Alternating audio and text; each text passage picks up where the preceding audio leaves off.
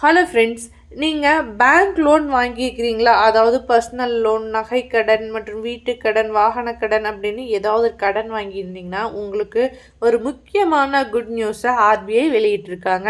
அது என்ன அப்படிங்கிறத பார்க்கலாம். நாட்டின் பொருளாதார வளர்ச்சிக்கு தொழில்துறை வளர்ச்சி அப்படிங்கிறது ரொம்பவே முக்கியமானது. இதனை கருத்தில் கொண்டு மத்திய அரசும் அதற்கான நடவடிக்கைகளை எடுத்துகிட்டே வராங்க.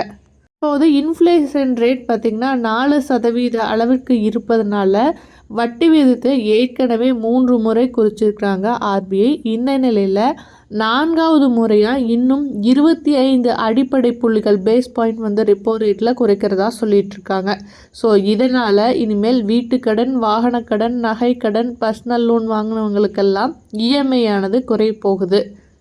இதனால் இந்த லோன் வாங்கியிருக்கிறவங்க உடனடியாக நீங்கள் போய் செக் பண்ணிக்கலாம். இன்னும் கொஞ்ச நாளில் இன்னுமே குறையும். ஸோ இதனால் ஏற்கனவே 5.5% இருக்கிற இன்ட்ரெஸ்ட் ரேட்டு இன்னுமே குறைய வாய்ப்பு இருக்குது.